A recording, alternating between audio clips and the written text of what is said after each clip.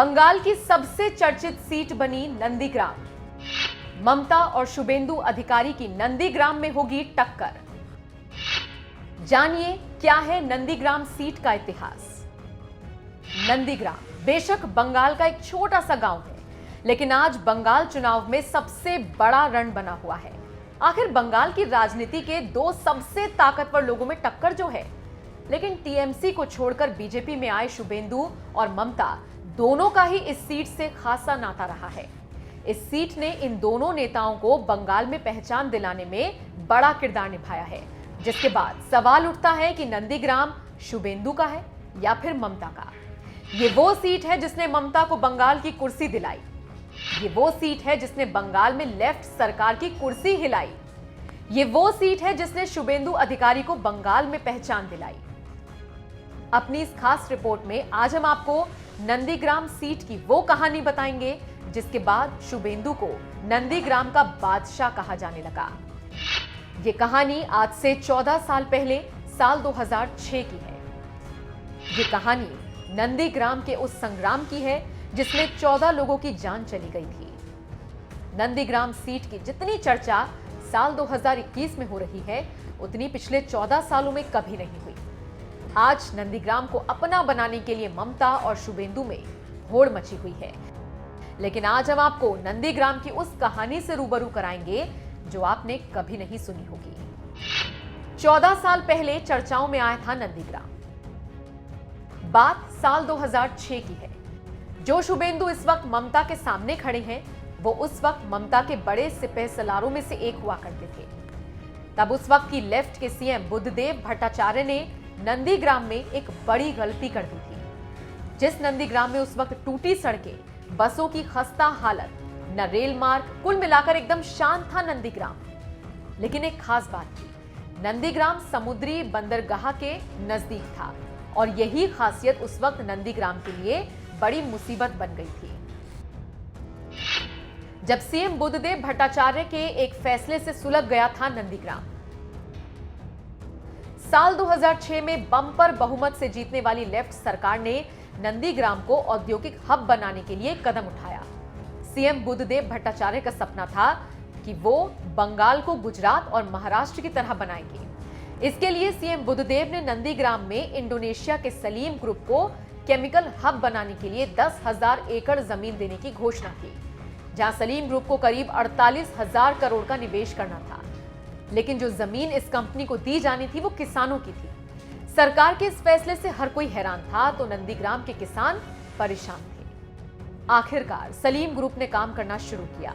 जमीनों की नपाई होनी शुरू हुई। इसी दौरान शांत से दिखने वाले नंदीग्राम के किसान आक्रामक हो गए। इस प्रोजेक्ट का विरोध होने लगा। किसानों ने इस प्रोजेक्ट के लिए अपनी जमीनें देने से इनकार कर दिया। बताया जाता है कि सीएम बुद्धदेव भट्टाचार्य के ऊपर किसानों के इस विरोध का कोई असर नहीं हुआ।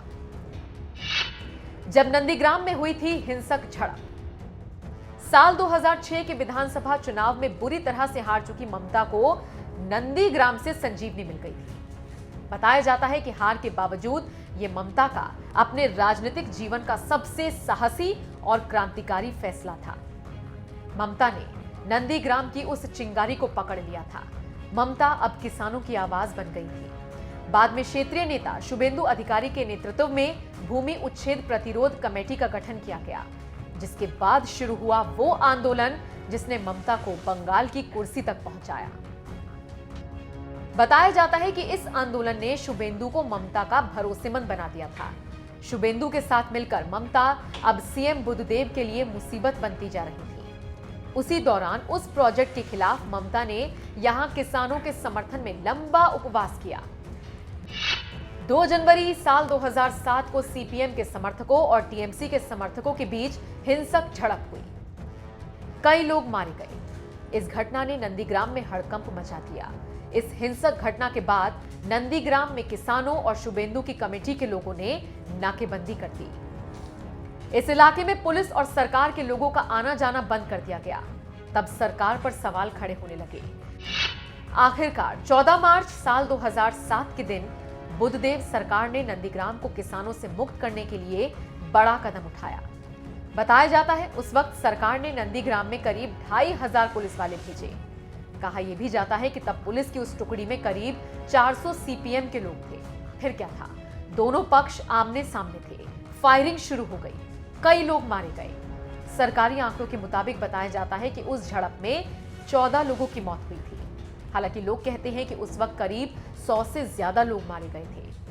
अब 14 मार्च के दिन ममता ने उस दिन को याद करते हुए एक ट्वीट किया, जिसमें ममता ने लिखा, 14 मार्च को शहीद हुए लोगों के सम्मान में मैं इस बार का चुनाव यहां से लड़ रही हूं। मेरे लिए ये गर्व की बात होगी कि मैं शहीद परिवारों के साथ मिलकर बंगाल के खिलाफ काम करने वाली ताकतों से लड़ूं। तो वहीं शुभेंदु भी नंदीग्राम सीट पर अपना हक जता रही हैं और जीत का दावा कर रही हैं। खैर, 14 साल बाद नंदीग्राम एक बार फिर से चर्चाओं में है, क्योंकि इस बार ममता के सामने उनकी ही सेना के कमांडर हैं, जो ममता की हर रणनीति, हर चाल से वाकिफ है। इस बार ममता को नंदीग्राम में बीजेपी से नहीं, खुद से लड़ाई लड़नी पड़ रही है। इस बार ममता को नंदीग्राम में जीत ही नहीं, बल्कि बंगाल में अपना सिंहासन भी बचाना है। इसीलिए इस नंदीग्राम सीट पर हर बंगाली की नजर है। वैसे आपका इस खबर पर क्या कहना है? साथ ही अगर आप बंगाल की राजनीति से इत्तेफाक रखते हैं तो हमें बताइए कि इस सीट पर आपको क्या लगता है, कौन जीतेगा।